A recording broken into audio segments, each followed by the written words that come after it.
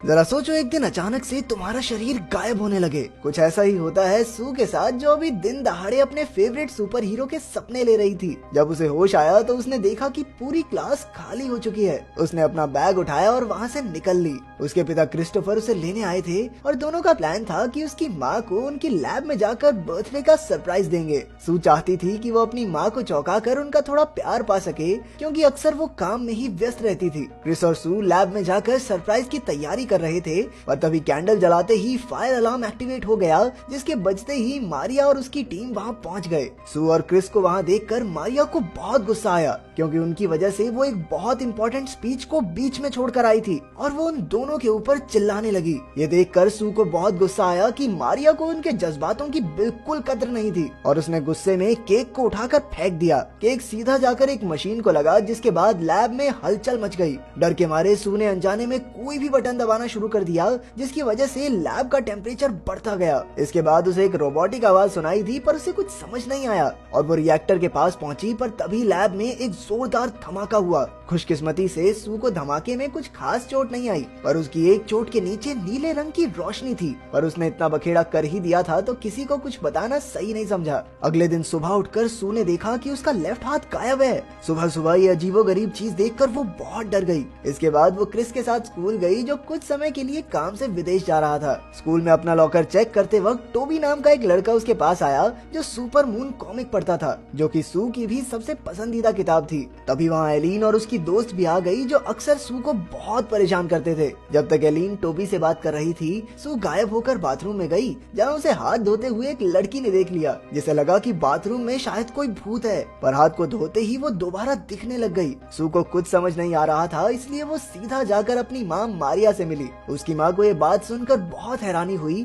और उसने सू के ऊपर कुछ टेस्ट करने की बात कही, लेकिन सू ने इस सब से साफ इनकार कर दिया। पर उसे पता था कि उसकी माँ का ये एक्सपेरिमेंट लोगों की जिंदगी बदल सकता है। दरअसल ये केमिकल धमाके के वक्त सू के खून में मिल गया होगा, जिसकी वजह से उसे गायब होने की पावर मिल गई थी, जो गर्म चीजों को छूते हुए एक्टिवेट हो जाती और तब तक ही रहती थी जब तक सू किसी गर्म जगह पर होती। मारिया ने सू को घर से बाहर जाने से मना किया था, जब तक वो इसका कोई रास्ता नहीं ढूंढ लेती। शाम को मारिया और उसकी टीम ने सू पर कुछ एक्सपेरिमेंट्स किए, जिस दौरान उन्हें पता चला कि सू के गायब होते वक्त वो जिस भी चीज को पकड़ेगी वो भी उसके साथ गायब हो जाएगी। ये देखकर मारिया बहुत डर गई, क्योंकि उसे डर था कि कोई उसकी बेटी की शक्तियों का इस्तेमाल किसी गलत काम के लिए न कर ले। इसलिए उसने अपने एक्सपेरिमेंट को बंद करने का फैसला किया। सू इस चीज के खिलाफ थी और नाराज होकर वहाँ से चली गई। लैब से निकलने के बाद वो स्कूल की बेसमेंट में जाकर सो रही थी, जहाँ काया नाम की एक लड़की ने उसे जगाया। काया अपनी छोटी उम्र के बावजूद टेक्नोलॉजी की मास्टरमाइंड थी और सभी स्कूल में उसे ऐप कहकर बुलाते थे। इसके बाद वो पास के रेस्टोरेंट में ही खाना खाने गए, जहाँ सू ने काया को अपनी गायब होने की शक्ति के बारे में बताया। पर तभी एलिन वहाँ पहुँच गई और फिर से सू का मजाक उड़ाने लगी। पर इस बार सू ने खुद को गायब करके एलिन पर खाना फेंकना शुरू कर दिया,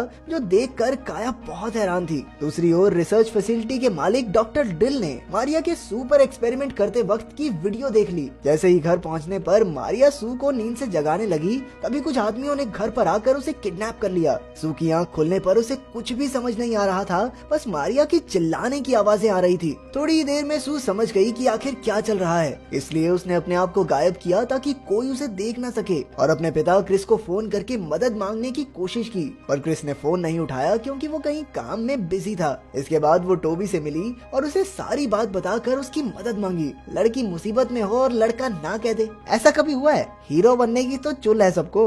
अगले दिन वो सुबह वापस गाड़ी के पास गए, ताकि वो मारिया के लैपटॉप की मदद से कुछ पता लगा सके। पर तभी उसे एक कॉल आई, जिसमें उसे चुपचाप गाड़ी की डिक्की में लेट जाने को कहा। सू और टोबी ने चुपचाप ऑर्डर फॉलो किया और गाड़ी की डिग्गी में लेट गए, जिसके बाद उन्हें डॉक्टर ड्रिल के आदमियों की आवाजें आने लगी। जब डिग्गी खुली तो वहाँ उनकी दोस्त काया खड़ी थी, जिसने अपनी टेक्निकल जानकारी से डॉक्टर ड्रिल के आदमियों को हरा दिया था। लेकिन अभी भी सू को अपनी माँ को बचाना था, इसलिए उसने बिल्डिंग के अंदर जाने का फैसला किया। उसने टोबी और खुद को गायब किया और वो बिल्डिंग में घुसकर मारिया को ढूंढने लगे। उन्हें मारिया तो नहीं मिली, पर टोबी को जमीन पर पड़ा हुआ मारिया का फोन जरूर मिल गया। तब तक डॉक्टर ड्रिल भी वहाँ पहुँच गया, पर वो दोनों सही समय पर वहाँ से भाग गए। वहाँ से निकलकर काया उन्हें अपनी आंटी लॉर के घर ले गई, जिन्होंने सू को अकेले में मिलने के लिए बुलाया। असल में आंट लॉर पहले से ही मारिया को जानती थी, क्योंकि एक समय पर वो दोनों पार्टनर्स थे और उन्होंने पहले भी मारिया को सावधान रहने को कहा था। उधर काया ने ने मारिया के फोन से उसका आखिरी बनाया हुआ वीडियो भी निकाल लिया। मारिया के बैग में उन्हें एल्फ्रेड भी मिल गया,